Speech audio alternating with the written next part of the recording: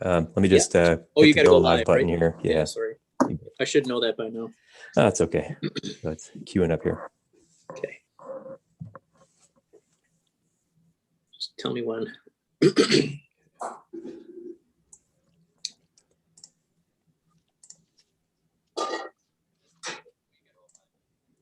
Okay, we're live. Okay. Good evening, everybody. We are going to call the Plan Commission to order, and I will ask staff to take a roll call. Thank you, Mayor. Mayor Devine. Present. Wayne Clark. Yes. Amanda Nowak is, I believe, excused. Brian Frank. Here. Rossi Manca.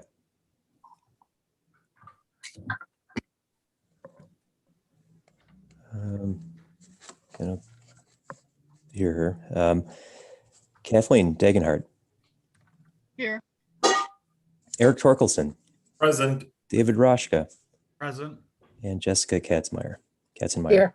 Thank you. Okay, we have a quorum. Yeah, we've got 6 present and the mayor. We have a quorum. Thank you. Okay, thank you. So we will take up. If anyone does have questions, please use the raise your hand feature, and we'll ask everybody to mute themselves if they're not speaking to just avoid feedback and reverberations. Item C will be approval of the minutes from our meeting on the 24th of March. Motion to approve. Second. There's a motion by Eric Torkelson and a second by Wayne Clark. Were there any changes or adjustments to the minutes? Hearing no one, all in favor of the minutes? Aye. Anyone opposed? The minutes are approved. And we will move on to section D, item 2A, 2B, bread peddlers. I'll turn it over to staff. Yeah, thanks, Mayor. Tony's going to present this one on bread peddlers. Thank you, Steve. Thank you, Mayor. This item is for bread peddlers located at 1436 South 92nd Street. You may recall back in December, the Plan Commission approved a project at the same site for Andy Lopak's garage. And now his wife and sister-in-law will be opening up, they want to open up a bakery and cafe at the same site at the commercial space facing 92nd Street. So the restaurant is a special use within the C2 district, and they're having their public hearing next week on May 4th.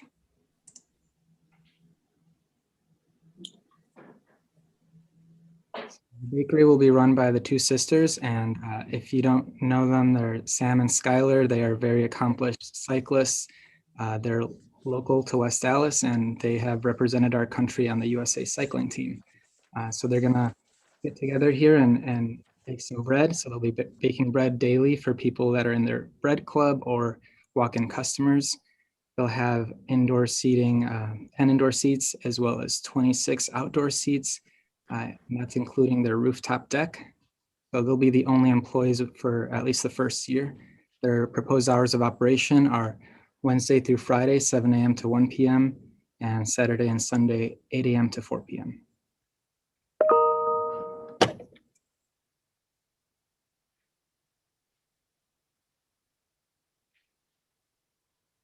Taking a look at their floor plan, they have 900 square feet of space indoors. The bakery area will have dropped tile ceiling, tile floor, and a ventilation hood. The public area will have display cases, counters, merchandise area, and 2 restrooms. They have 2 restrooms to accommodate for the extra seating on the rooftop deck, and they will also be installing columns to support the rooftop seating.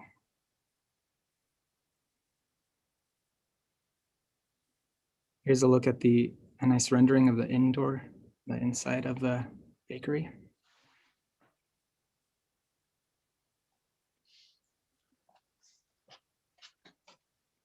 And taking a look at the architecture. So the left door on the front facade will be filled in with matching brick.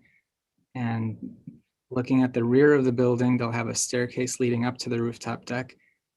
And on the rooftop, they'll have new flooring surrounded by railings and cables, and they'll have a hood on top of the deck as well that will be screened off from people sitting and enjoying their bread and coffee. Here's on this next slide, there's a current picture. It's before, but it's also current of the front of their space. And if we go to the next slide, we'll see a nice rendering of what it could look like.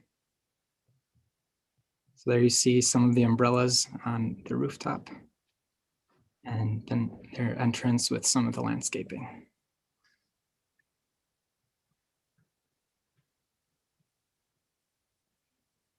Click once more, please. So staff believes that they have adequate landscaping throughout the site, but that's conditional on our city forester approval. We just want to see and make sure that they have the right species and the amount of species, and perhaps also identify how big the garden beds will be. They do have existing trees and shrubs that are screening them from the residential neighbors to the north. And they have, well, 6 parking spaces are required, but they have 5 proposed. And staff believes, however, that there is enough on-street parking on South 92nd Street to satisfy demand.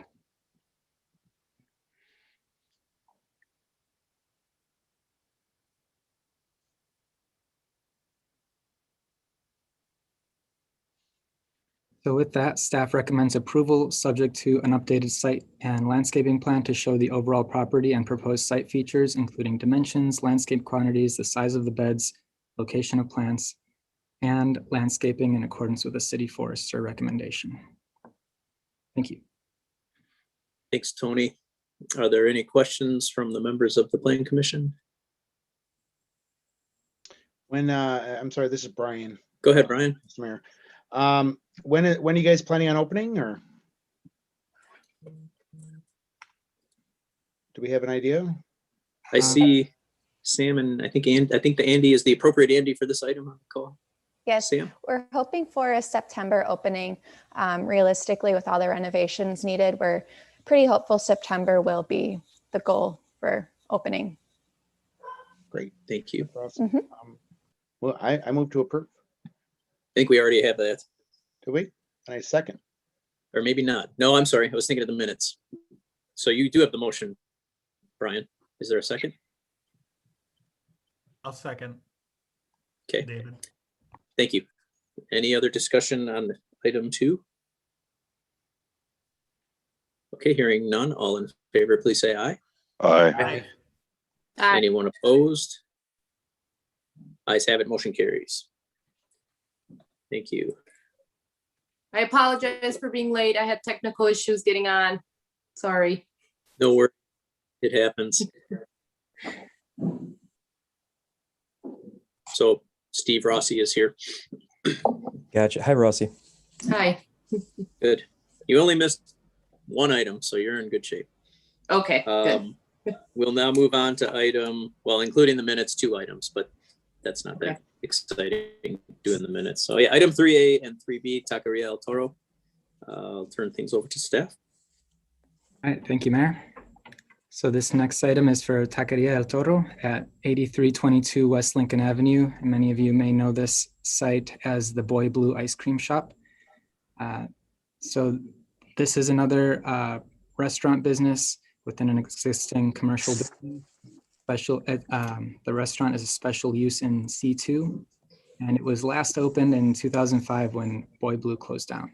They'll be having their public hearing on May 4th as well. Here's a nice historic photo that I just wanted to share with you all of what it used to look like back in the day. And this next one is a nice architectural rendering of what it looks like now and what it used to look like as well.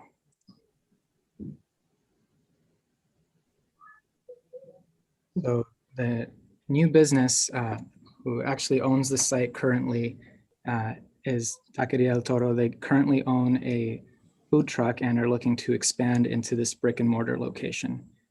So at this site, they will have a walk-up counter only. So they're not proposing any, they don't have room for dine-in, and they don't have a drive-through. And at this point, they're not seeking to have any outdoor dining, though staff is encouraging them to do so, and they say that they may do so in the coming years. At first, they'll have 1 to 2 employees, and they're investing quite a bit of money into this project, into this building, $178,000.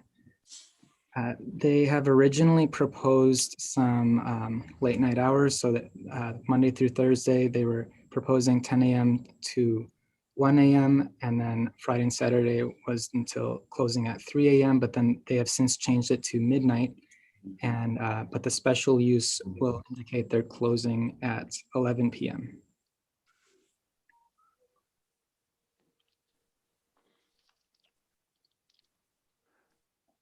The building itself is 600 square feet, so pretty tiny.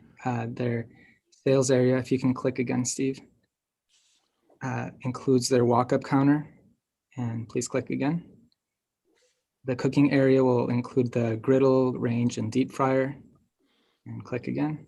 And their food prep and storage area will include sinks, refrigeration units, and an ADA restroom, which they are working on figuring out how to expand the size of the restroom to meet ADA standards. Even though they're not having the public inside, they still need to meet ADA standards here.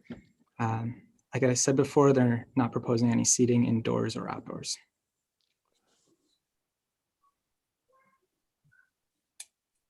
As far as their architectural plan goes, they are proposing that the side windows be covered with matching stone, but staff would like the windows to remain, even if it's sort of spandrel glass to cover some of the walls that they have to build. The applicants have mentioned that they have to build walls there because the cooking equipment that will be on the other side, on the interior, will get very hot. And so they need to have something that can handle the heat. But staff believes that we would like to have the uniqueness of the architecture of this building still stand out. And so we believe that a window there would still look really nice. Staff also wants to uncover the upper transom windows, and they've agreed to do so. And they will also be removing the damaged awning in the front.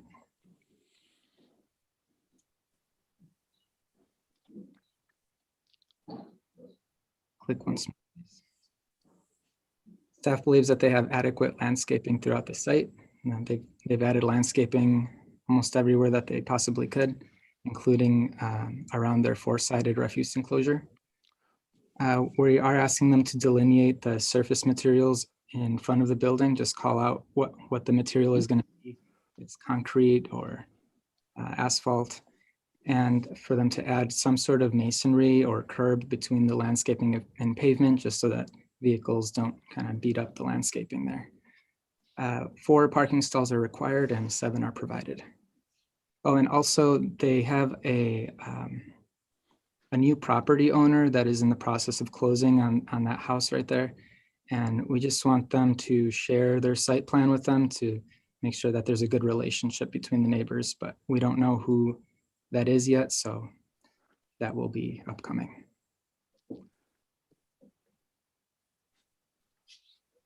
Staff recommends approval of this project subject to an alternate to the proposed stone veneer window covering on east and west elevations, and uncovering the upper transom windows on south elevation, removal of damaged awning, delineating the site surface treatment south of the building, parking lot aisle and stall dimensions, and identifying the edge treatments around the proposed landscaping and providing exterior lighting details.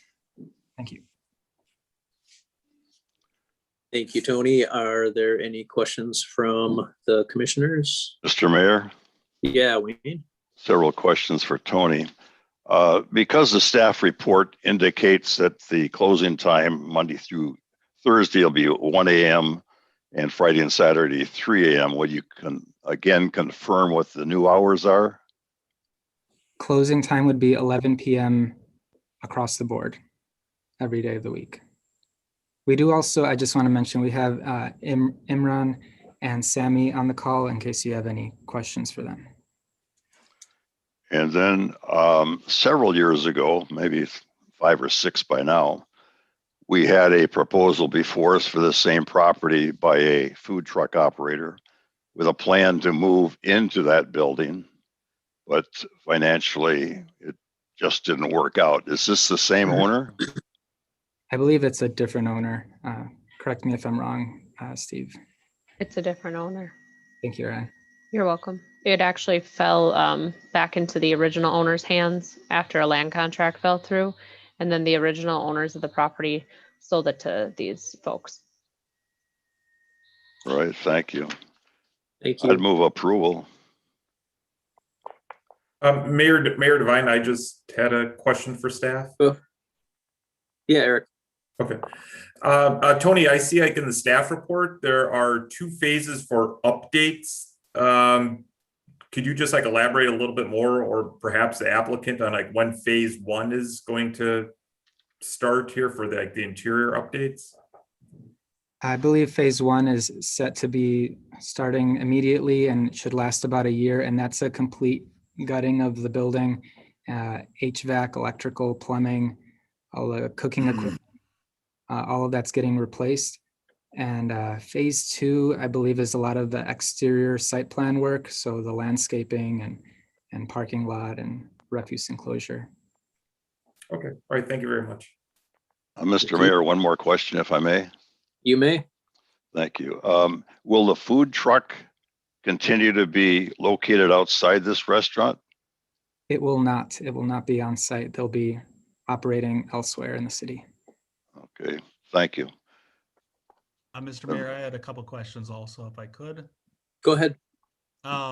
Tony, you had indicated in the staff report that obviously you want to try and maintain the windows. Have you had a discussion with them, or while they're here, could we get comments on if they're amenable to that? Or again, I hate to see that be a sticking point. I trust staff to work with them on it, but is that something that's already been discussed with them, or is there any direction that could go? Imran or Sammy, would you like to speak to this question? Hi, thank you guys for all your time today. Yeah, Tony and I have been talking. We're just very open to the idea of being able to do that. Our only concern is because of the hood system that's coming out on both sides of that window. We were going to try and see if there was something we could do on the inside, but still leave the appearance of the window on the outside. Sure. So it could be just an issue of building a wall for the hood, but then just blocking out the glass and leaving it. Is that the approach you guys will be looking at, or? Yes, David, Okay. That's what we're looking at. Correct. Great. And then my second question, Tony, was you had mentioned the awning being removed. Is that, could you go back to the image? Are they going to repair and maintain? Are you talking about that roof feature that comes up? Because it's architecturally, it's pretty cool if it's being repaired. I don't know what you meant by removing the awning.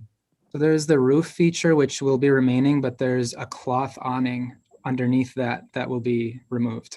I think it's Okay. forward. Okay, thank you. Oh yeah, you can see it in that image, and then there's another slide that has the tattered image. Sorry, I'm going the wrong way here. We'll get there.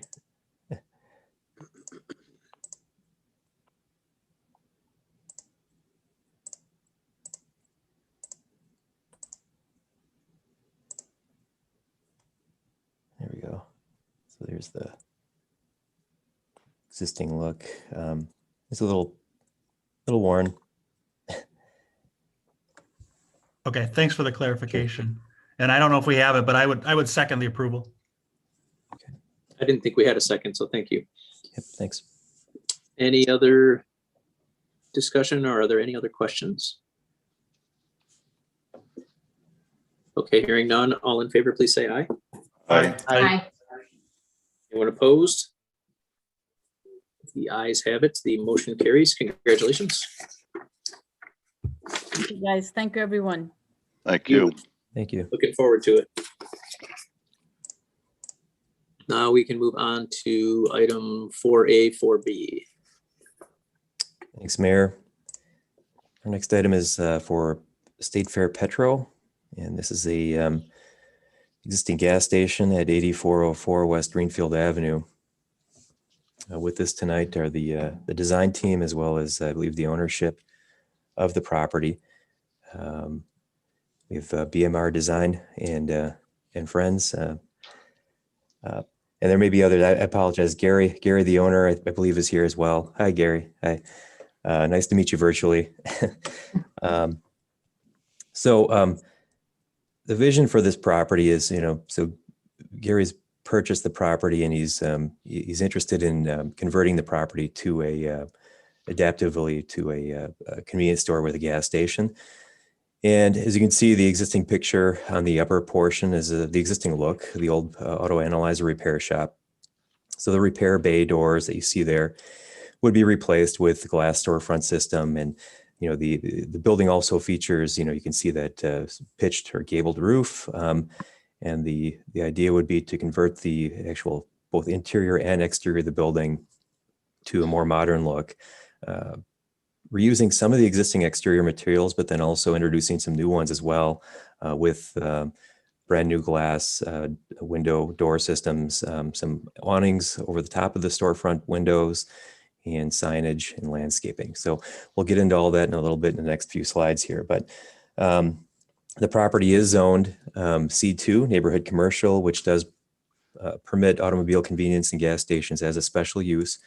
The operations would be 24 hours a day, 7 days a week. In addition to the gasoline sales or fuel sales, they would also have groceries, as well as they've also applied for a beer license within the building. And the estimated cost is about $1.2 million, and the public hearing is scheduled for May 4th.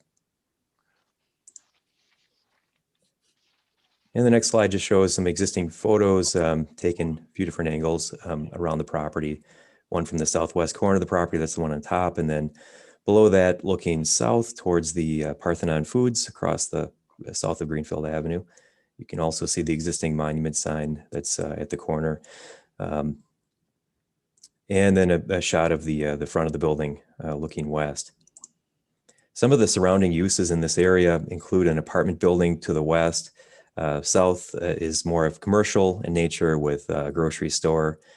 And to the north, we have a lower density single family and duplex type of low density neighborhood. And then east is State Fair Park.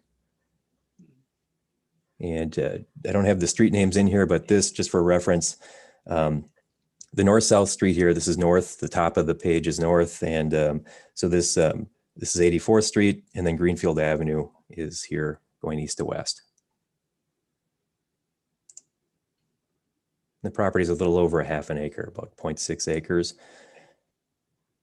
A few other pictures of just of the surrounding uses we just spoke of. This is an image from the gas station looking west of the apartment building. And then also the picture above that, this one here, shows there's a single family neighborhood to the north. There is existing screening and fencing in place. And then immediately north along 84th Street, this is 84th here, there's you can see the home to the north. And then this picture here looking south towards Parthenon Foods, the grocery store. Element 84, the new apartment buildings also in the distance there. So we received plans from the applicant last month, and he was interested in this started even before that, going back into the winter months, but with the idea of applying for licenses and getting the applications in and going through the processes. So there was a lot of staff work with the applicant and the design team, up front, well in advance of submitting anything. And then there were some further revisions that had taken place subsequent to the actual submittal. And we'll go through some of those right now. But so here's where we started. This is the overall site, 84th Street being on the east side of the property, Greenfield Avenue on the south, the existing building, and then the canopy. This canopy is going to be removed, and then there's going to be a building addition added. And there are two existing approaches, one on Greenfield Avenue, access to the site here in Greenfield, as well as another one here on 84th Street. The applicant originally wanted to actually open up a third driveway on Greenfield Avenue, and just through our technical review process and conversations with the applicant, it was quickly made apparent to the applicant that, the third driveway is just going to be a no-go, a non-starter for this type of project. So just given the conflict and the safety issues, it was just an immediate concern with staff. So the applicant, made some adjustments, and, some of the other areas that we started to focus on, along with not only the driveway issue, were, just some general site landscaping issues with, given the surrounding uses that we had talked about previously, the apartment building being on the west side of the site over here. The initial proposal didn't include any landscaping. It just had parking up against that west property line. There's very little landscaping over here on the west side. And along Greenfield Avenue, there's an existing asphalt or concrete terrace between the sidewalk and the curb. And it's a little bit run down looking, just given the years of abuse along Greenfield Avenue. And then there was a severe lack of landscaping along 84th Street and at the corner of the site as well. And then the sign that was there was roughly about 12 feet tall, and it was orientated, it's within the vision angle, but the way it was orientated, it's still somewhat of an obstruction. So these were kind of the initial things that kind of caught our eyes. We were looking at this, and some things that you'll see in subsequent slides here, that we wanted to make adjustments to in terms of the site and landscaping plan. And this just shows traffic patterns, with that proposed, originally with the proposed driveway. So given some of the surrounding uses, I guess we've got a random picture here, but let me see if I can get past that. It goes away. Oh boy. Well, you're gonna have to trust me on this, but so what we did, I apologize for this picture in the way here, but what we did is worked with the applicant on adjusting, first of all, closing that, forget about, the opening that drive, the new drive here on Greenfield Avenue, modifying the existing driveway further southwest on the site. And this would, by relocating the existing driveway southwest on the site, it creates a little bit more room for landscaping at that southwest corner of the site, as well as putting in at least a 5-foot wide landscape buffer, which will include lower growing shrubs, as well as some taller ginkgo trees, 4 ginkgo trees, I believe, along that west side. So it's going to create a little bit more immediate greenery or buffer to that residential property apartment building to the west. There is an existing fence and retaining wall along the north side of the property here, northwest side of the property. And there's going to be a new refuse enclosure added back here. That'll be 4-sided to match the building with a gate. And then on the east side of the site, behind this picture here, we have landscaping here at the northeast corner of the site, as well as at the corner, southeast corner of the site, which sort of encompasses the sign. And we're reorientating the sign as well as that. So the applicant's proposing to actually reorientate that sign at a 45-degree angle, which will help improve visibility around that corner. They're actually be replacing that entire monument sign with a new monument sign to match the building. There's also a new fence that's proposed here on the northeast side of the property as well, and that'll be a 6-foot tall board-on-board style fence. So it'll look good on both sides of the whether your perspective is looking at it from the north or from the south, it's going to look the same on each side. There will be 4 pumps and a new pump canopy over the top of those 4 pumps.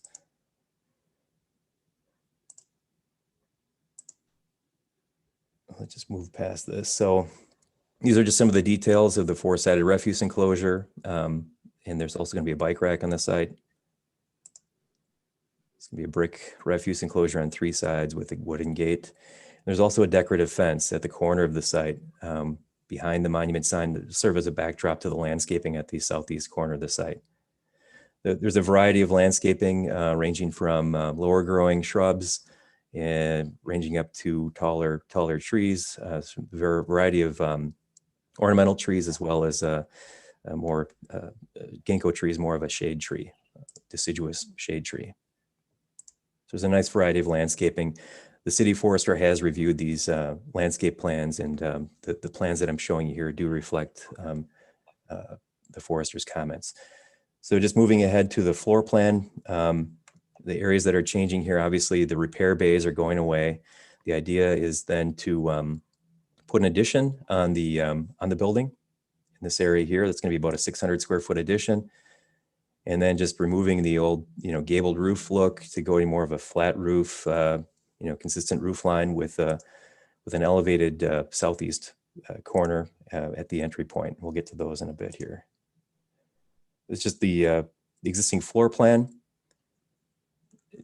Majority of the site, almost 50% of the building of the new interior will be for general merchandise, sale of groceries and, goods such as that. And then there's also going to be a beer cave or, storage area where you walk in to the cooler, or you can actually, if you see something you like through the doors here, you can grab it that way. But that's going to be roughly 20% of the floor plan. And then the remaining area, majority of the remaining area is then going to be kind of storage, office areas. And then the point of sale, the service counter is going to be here. And there are 2 shelves for tobacco related products, but that only consists of roughly about 1% of the total floor area. The existing floor area, I should have mentioned, is roughly about 2,800 square feet. And I apologize, it's roughly about 2,500 square feet, with the 600 square foot addition to sort of more or less square the building off and create this new retail area and space within the building. You're adding another 600 feet, so that's about 3,100 square feet total when all is said and done.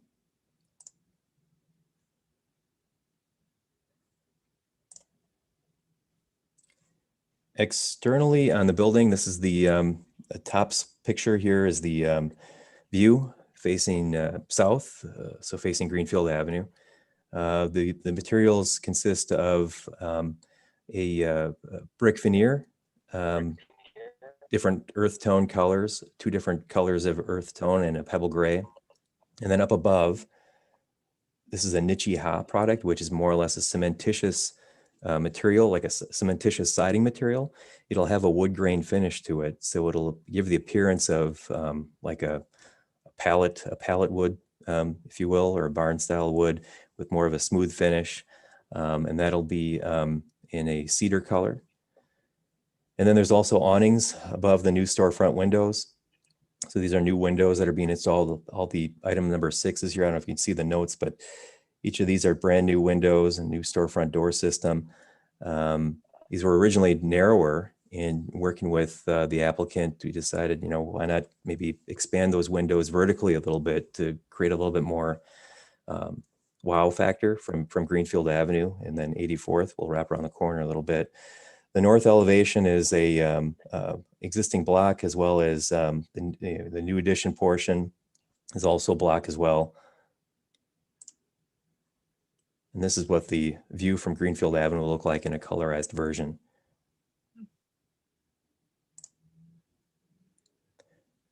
Moving around to 84th Street, this is the east elevation. Continuing that band of windows around to the east side of the building, and then another set a little further back towards the northeast side of the property. Again, continue those same materials, the brick, split face block, the Nichi-Ha siding. There are light fixtures around the exterior, of the building. Those are cutoff fixtures. The awning is also carried around to the east side of the building as well. One note though, that these windows here, this is I guess the cashier area. These windows will be, are proposed to be a spandrel glass. And I think just given the shelving that they have within that cashier area, there isn't that, I guess, unfortunately, there's not that transparency proposed within that cashier space. It is something that, I guess we had talked to them about, just identifying the window types, but, this is what has been presented with a spandrel glass in this area. Should note each of the window areas does also include a sill underneath the new stone sill underneath each of the new windows. And then the west elevation, just again, continuing the brick veneer around with the Nichi-Ha above and the decorative, down lighting on the building. That's just for comparison to what's there today. This is the look, and this is the, of the east side of the building, and this is the new east side, just for comparison sake. The canopy, This is the canopy, the new canopy. It does feature brick to match the building. Signage, more detailed, I guess, signage plan will be submitted. I mean, these signage plans are actually pretty good, especially the the freestanding sign. But I guess the sign contractor will be submitting a sign permit down the road. But this sign, so this is the existing sign. Planning Commission actually once upon a time approved this sign. There used to be a pole sign at the corner for the old, I think it was a Shell station. Later on, when Auto Analyzers purchased the building, they installed this sign. It received a permission to be located within the vision angle. And at the time, it seemed like a good idea, but I mean, instead of changing the angle or the orientation of the sign at that corner, what was decided was to actually elevate the sign a couple more feet. So it went from our ordinance does allow like a 10-foot high sign, but to get past the circumstance of the vision angle at the corner here, the Planning Commission decided to actually approve an elevated sign, another 2 feet taller, and for kind of a see-through look. With the new sign that's proposed there, we sort of reached out to Gary and Lewis of the design team and indicated with these changes, it's kind of going contrary to what the Planning Commission had originally intended for this kind of see-through look, because with the new sign, there's new pricing that, electronic message center or pricers that can be added. That does sort of obstruct that see-through vision. So it was decided that as part of our recommendation, and what's being proposed here by the applicant now, was to actually reorientate the sign at a 45-degree angle so that cars pulling up at the stoplight, perhaps making a right turn, have a better view of whether it be pedestrians or other traffic, in the crosswalk crossing the street. So the next slide will show the new orientation of the sign. But I just wanted to let you know that it is within the vision angle, but we feel that given the reorientation of the sign, given the new look, and it's also going to be being brought into compliance in terms of the overall area and height. So we feel it's a win-win in that respect. And this is just the view from the corner. So 84th Street, let's just say this car is here at the crosswalk, they're having a much better view, I guess, a much easier view past that sign to whether it be pedestrians on a sidewalk or persons in a crosswalk or, what have you. So we don't feel that the location of this sign is going to be an impediment to safety. And for that reason, we're recommending approval. The photometric plan, just real quick, I guess the photometrics that are proposed here, some different styles of lighting fixtures within the site. This photometric plan just shows light levels throughout the site and the different locations of lights. So the W here represents the wall sconces on the exterior of the building, and that's what they're going to look like, basically casting light, downward to the sidewalk area or entranceways, below for people, coming in and out, moving around the building. And then underneath the new canopy, you're going to have two different styles of lighting. You're going to have, well, actually, it's going to be this right here. There's going to be kind of a recessed fixture that's going to be up into the canopy itself, and that'll help reduce the glare when you're driving by on Greenfield Avenue or 84th Street. You've probably all experienced that case where you've driven past a gas station or a commercial property and you're just blinded by the light, so to speak. The recessed lighting, or that, basically recessed with that of the underside of the canopy, should help eliminate that some and contain the light on site. And then lastly, there are two pole signs. There's currently two pole signs in the site, one roughly in this location now at the southwest corner, another here at the northeast corner. The northeast light pole is going to be removed completely and relocated here along 84th Street. And then the southwest location is going to remain, but there's going to be basically a new light fixture that's going to be mounted instead of on an angle like the two current lights are. It's going to be more or less down to cast light, on site rather than casting it off site. So that's the gist of the presentation. We are recommending approval subject to the conditions in the staff report. Item 1 has largely been taken care of. I guess the only thing that we'd want to work on would be, just getting a little bit more clarification. That would be the style of awning. our ordinance does allow for awnings, of course, but not the plastic variety. So it would have to be like a fabric or metal, let's just say, style of awning versus a plastic style. So that's just what that 1B is all about. Otherwise, the landscaping revisions are in accordance with the forester's recommendation, and exterior lighting has been provided. So the rest of the stuff is really just more standard type of language, and we are expecting the public hearing to be had on May 4th before council. So thank you. Thank you, Steve. Thanks for the Manfred Mann reference too. Any questions from the commission? Mayor Devine, I just had a question. Go ahead. How long is this project expected to take with the construction?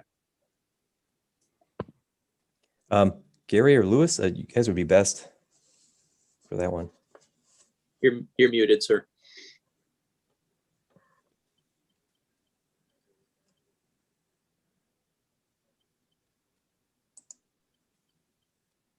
There we go. Yes.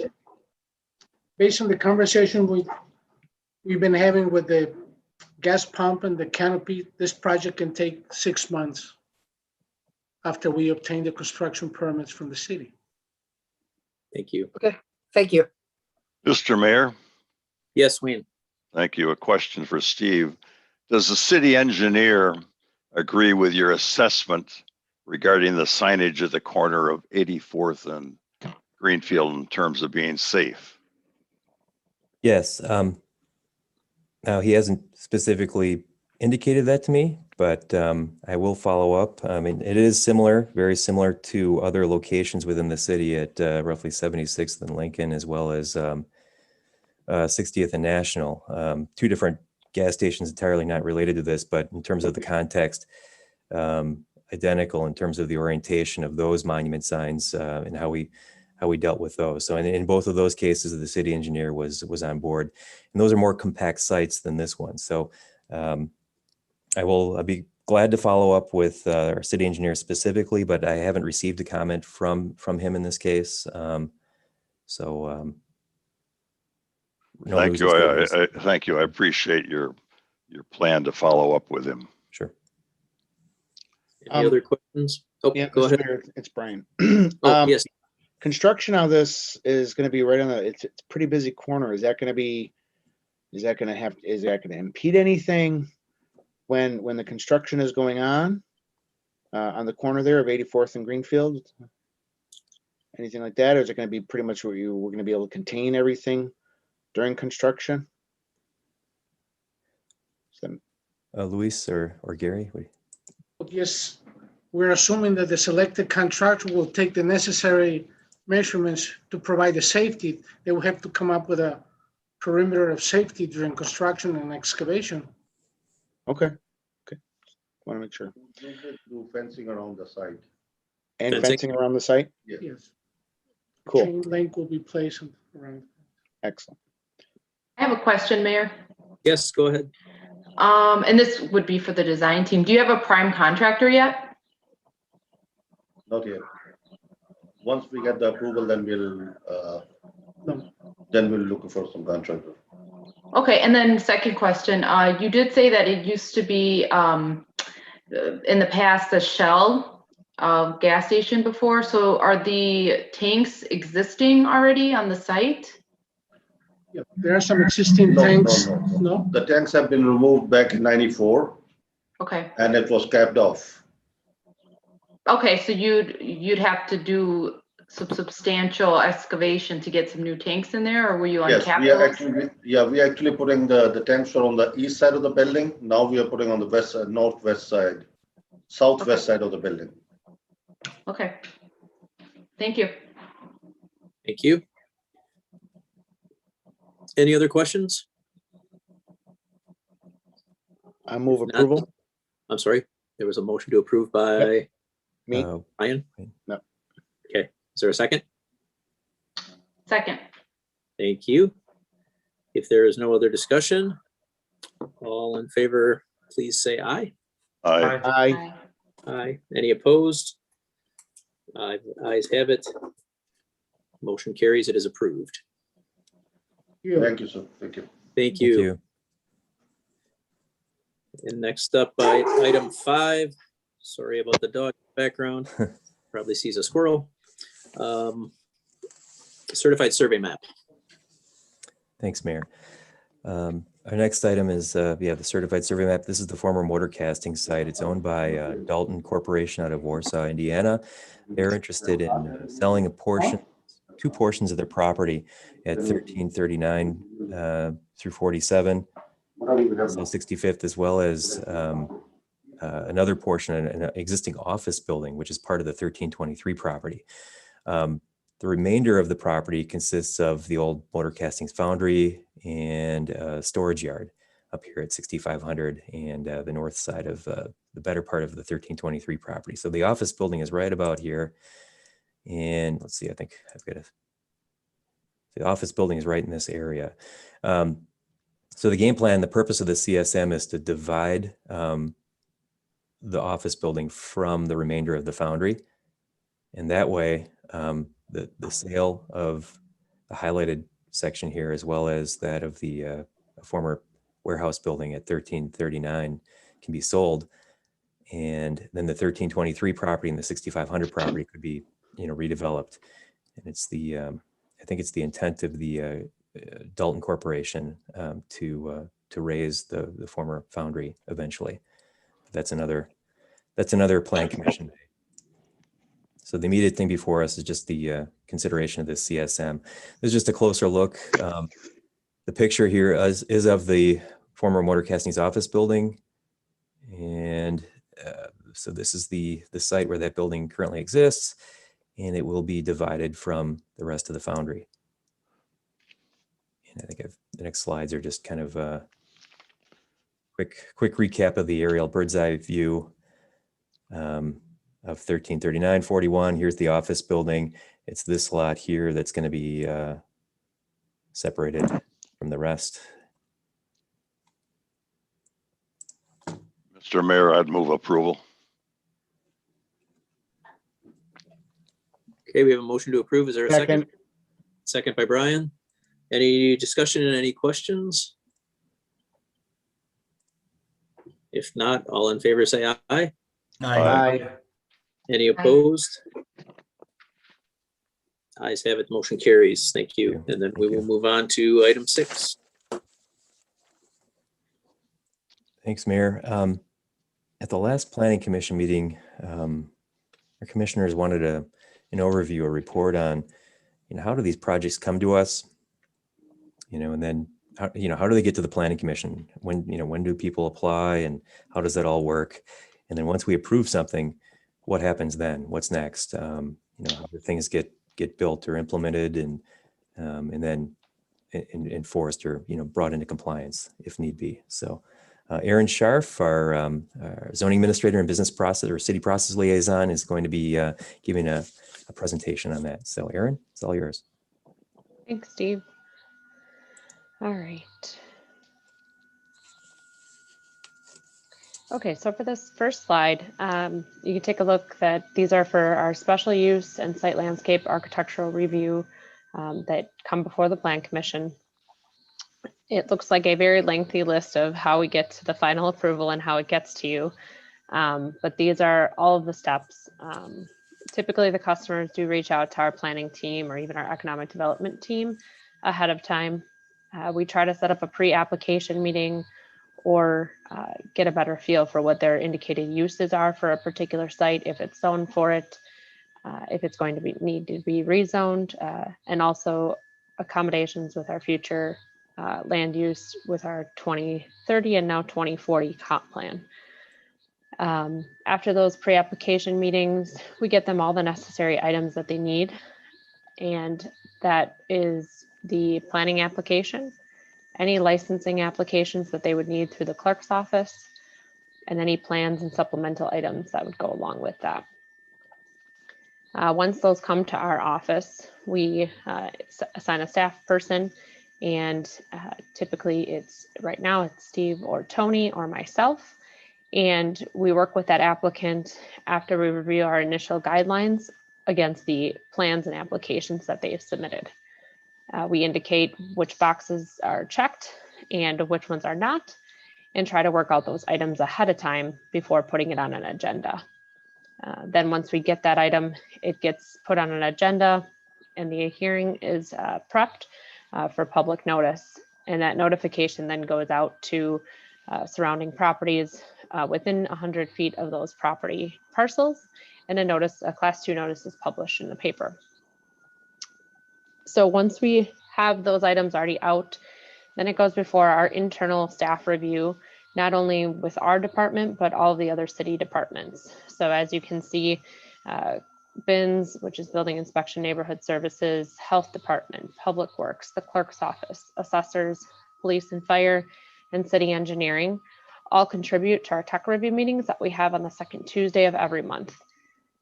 And this gets all the feedback so that those surprises don't come up to those applicants. And sometimes things have already been brought up ahead of time, which is great in those initial distribution of plans or pre-application meetings. But our tech review really gets down to the nitty-gritty of it, and we work out any of those final details so that we can get those ready for council and plan commission approval.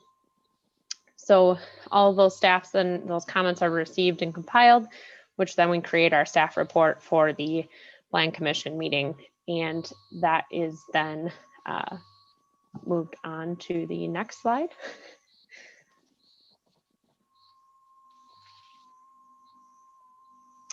So then after we have all of the planning information and the feedback from our tech review, that staff report is then prepared for you all.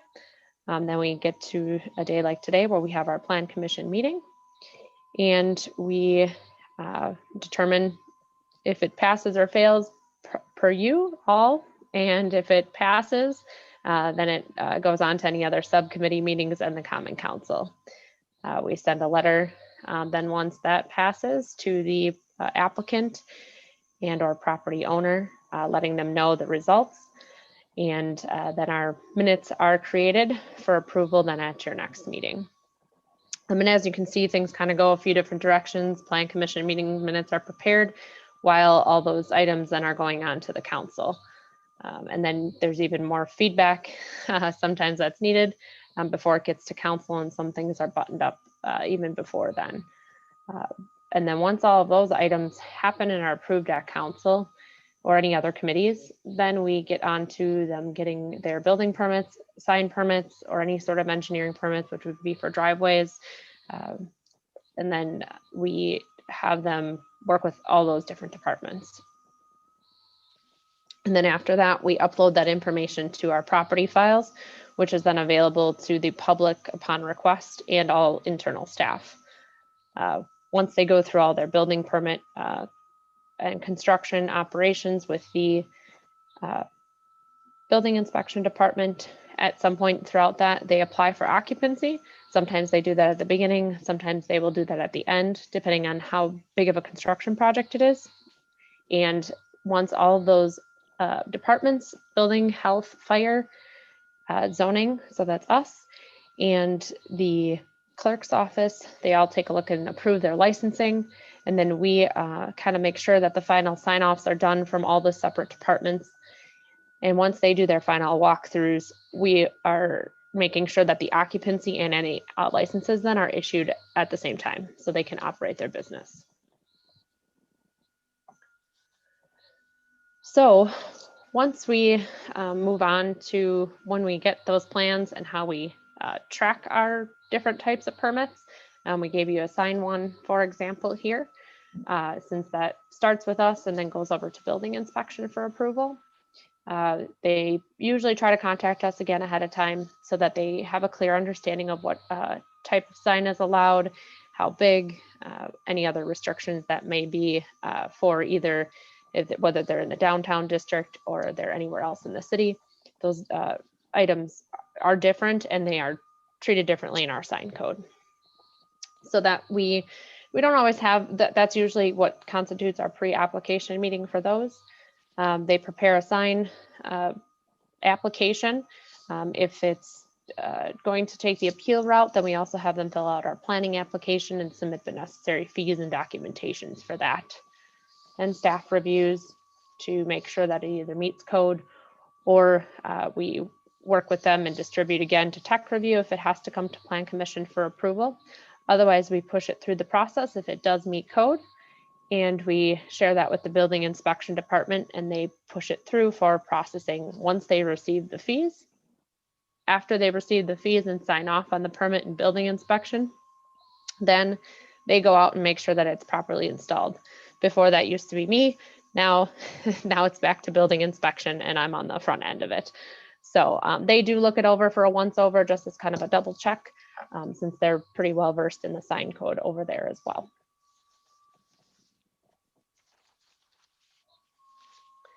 All right, so this is just an example, a quick snapshot of our sign tracking sheet. We plug them into here when it comes through the door, and we put in the name and then also the sign contractor of the business, and we assign a staff person to it. Then we usually start typing our notes on the right-hand side along the way, and then those notes will typically be cleared out once it's completed. And that way we know that it's fully completed, fees are paid, and we know we can just let it be. And then it's on the responsibility of the building inspection department to go out and inspect and sign off on that permit, which then is closed out and put into our permit files again.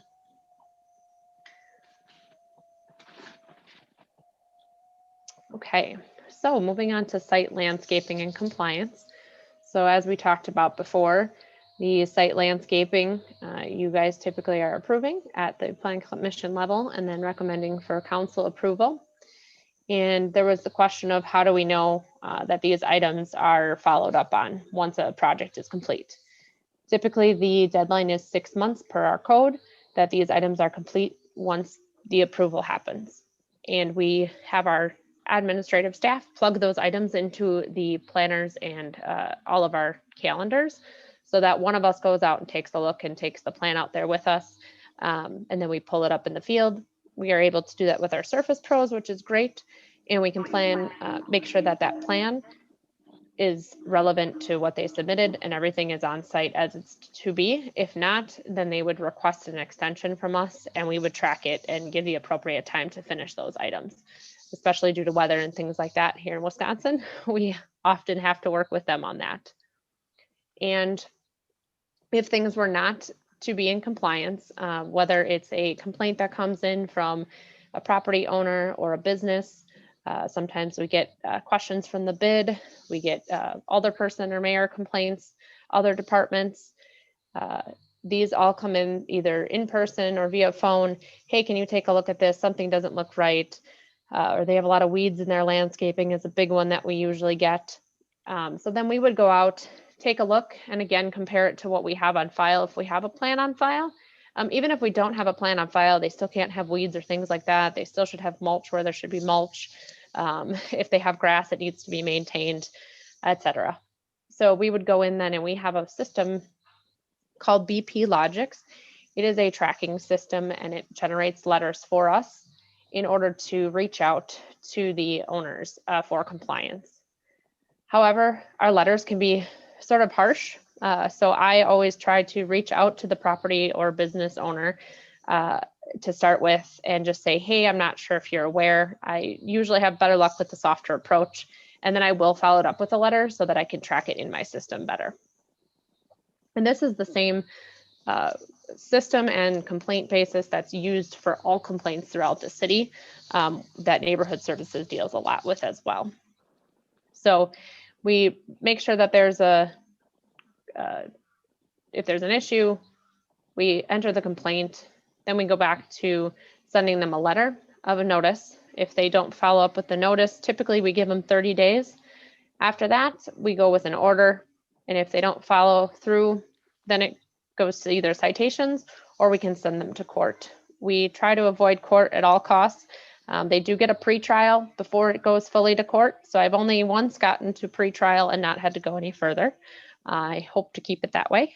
So, but that's how that works.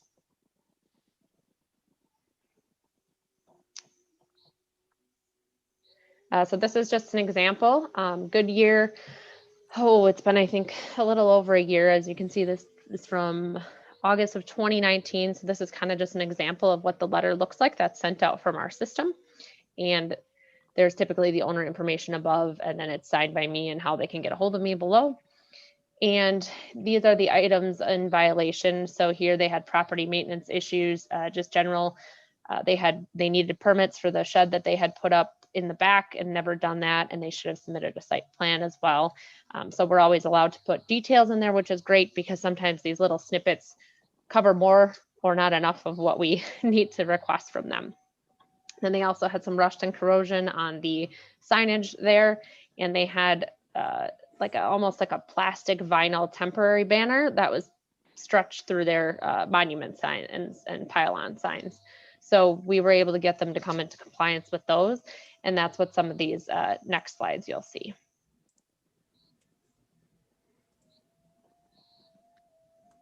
So here are some before pictures. You can see the faded paint, and here are some after photos.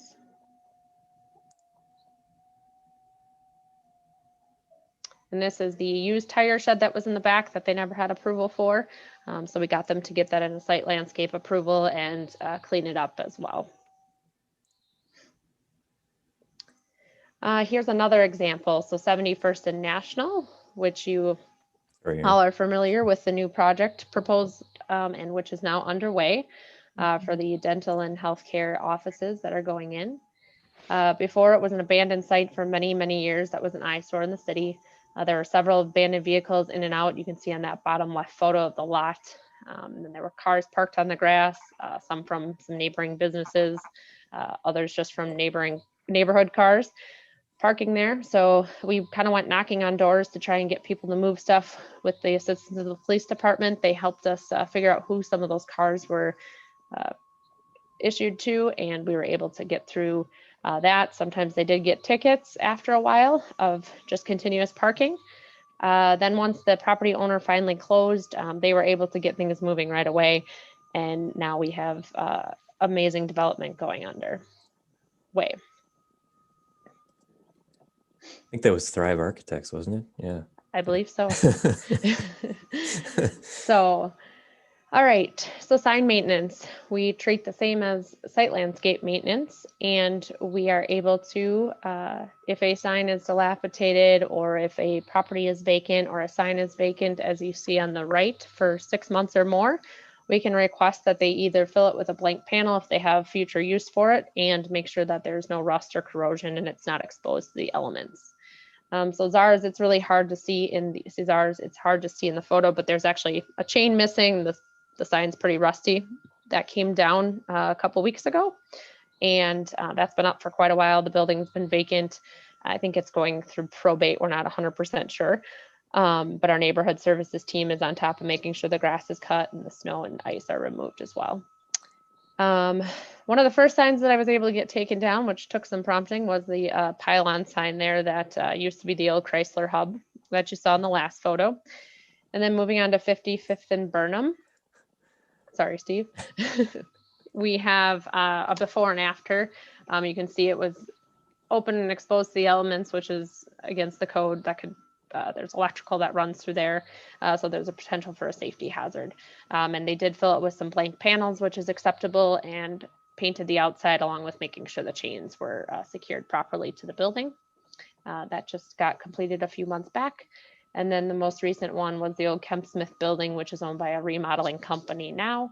They took down the half of the H and painted nicely over the front, and the birds are no longer living in there.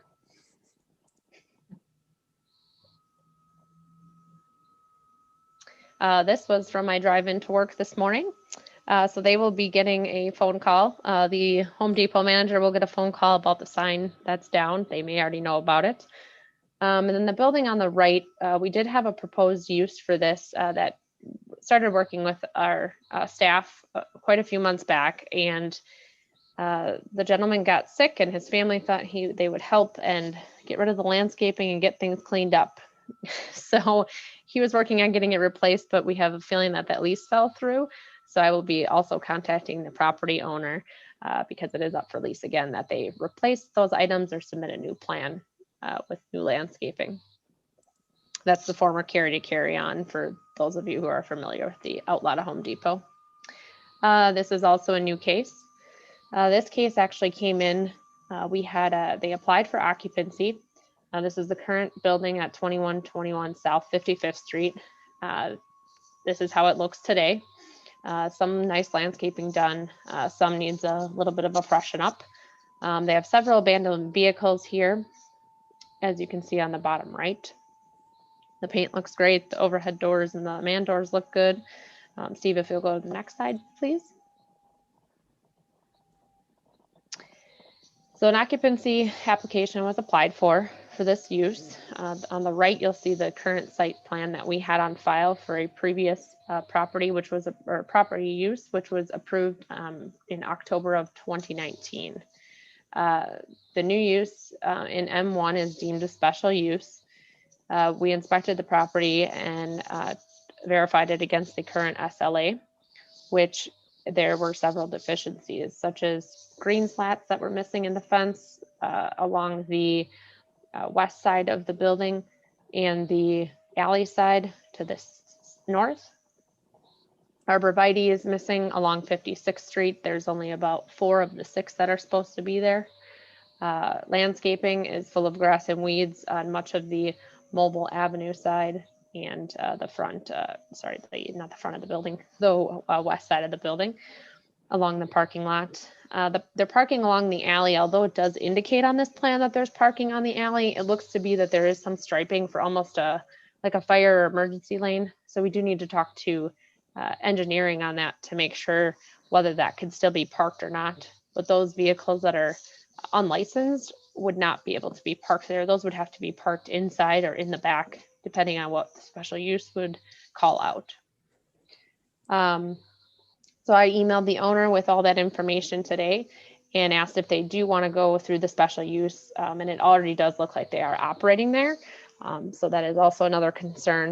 And if they were not to come forward with wanting to go through this, again, I emailed them with all this information.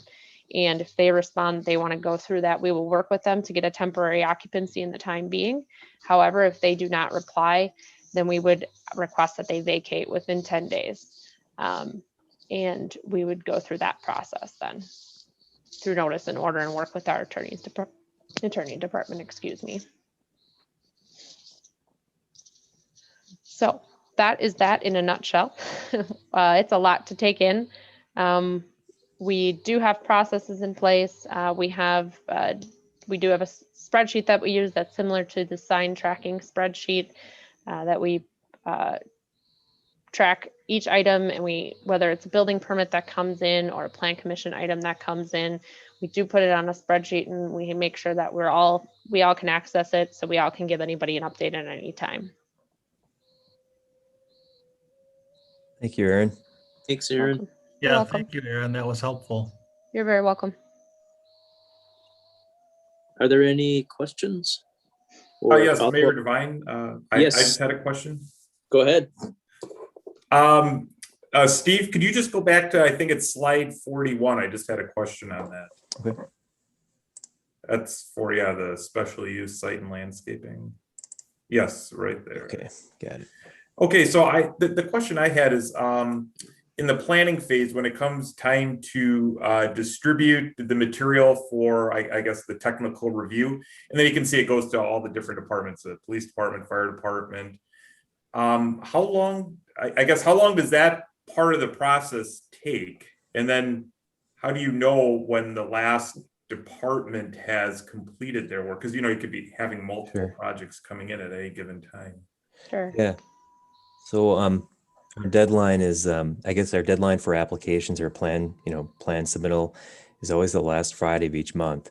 So once the applicant submits their plans on that last Friday, we get the plans out for review and comment, typically the same day or Monday thereafter, depending on what time of day the plan comes in our existing workload. So at the latest, though, it usually goes out the following Monday, and then from there, the tech review committee typically has usually about a week, maybe a little bit more, a week and a half, 2 weeks, to get their comments back to us. So within the email and the link to the plans that we send out for our tech review departments, they have some time to get to it, to absorb it, ask questions, offer comments, and then it can be either conveyed to us via email, or if it's simple enough, I guess people can just mention it to us, if we all happen to be at the same city hall here. But so They yeah, also attend the meeting too, Eric. Right.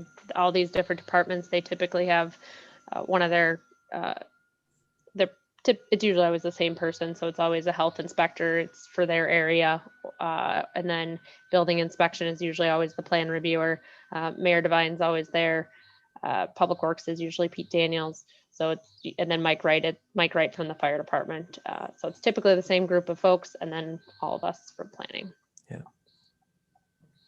Now, like for myself, I actually appreciate that staff did this Valley Stream map. Like for me, I have a better understanding of the process. Now, is this something that could be published on the city website at this time, or does this have to be taken up as like a formal, I guess, action item, like in a future meeting for approval? I'm not sure how that portion works. Yeah, I mean, we could, I guess it's more or less public now. I guess we're chatting about it on YouTube. Correct. Right. Correct. Yeah. Correct. We have it in a kind of a different form. I guess we have it, but not in this kind of visual format. It's in more of a wordy format when we give out our, when we have our guide for folks to use, which not everybody knows is out there. And that's part of what we're working on too, on streamlining processes, especially with the new software coming. I was hoping to have a little bit better of an update, but we don't have one yet. So they're still working out some of those details. So hopefully at a future date, we'll be able to give you a better update on that. It's going to be a lot of the same processes. Most of our stuff we can't go without. It just may be a matter of how quickly people are able to respond, and it's all going to be in one system. Yeah.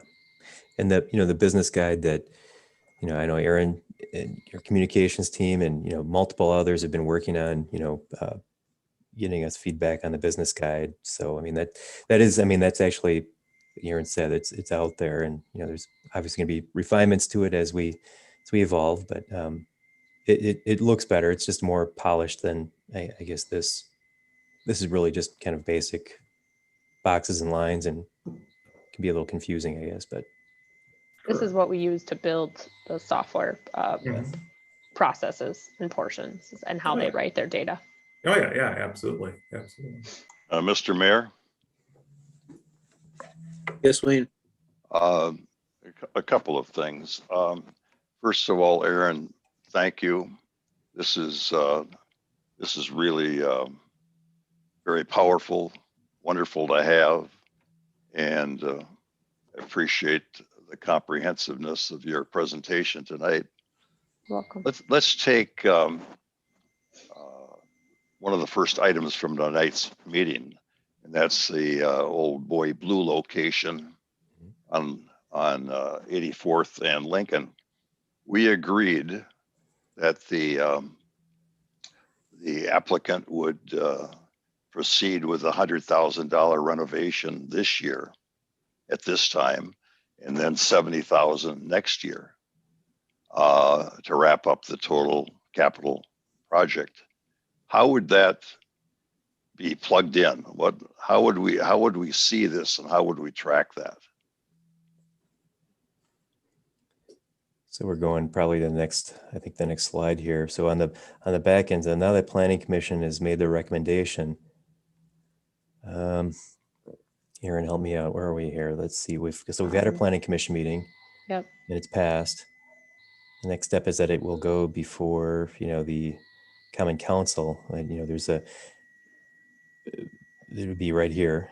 So Safety and Development will have its committee meeting during the council public hearing. And the council will make a decision, pass or fail, or they could place it on hold, depending on the circumstances or any concerns that haven't been addressed, or public. The public is definitely invited to those council meetings. So, if there's something that comes up that council then decides perhaps me to either pass, fail, or hold it until such time that any other remaining things are addressed. So then once it makes it past, let's say it passes council, we have our special use resolution, which is basically an agreement between the city and the applicant, or in this case, the owner of the property, and any tenants. They acknowledge that they've received the resolution, they sign it, that they agree to the conditions of approval.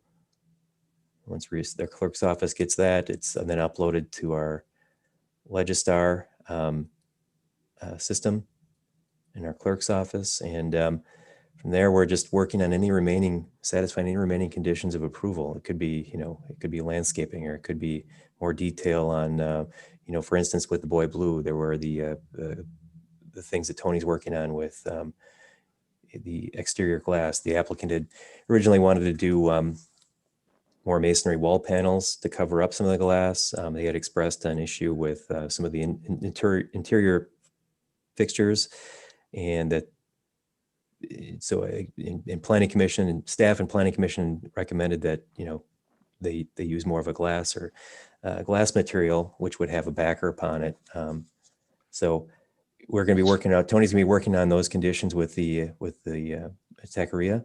Steve, I appreciate that, but I was really trying to get at the fact that whatever goes through or comes through the plan commission, if it makes it past the council, it will be tracked, whatever it is. Right. So some Because of our those conditions will be checked off right away. And then Thank the other you. ones will get, so like Steve was saying, with the conditions that are satisfied, those may be checked off initially. And then there may be, let's say, items 1, 2, and 3 are completed ahead of permits even being pulled.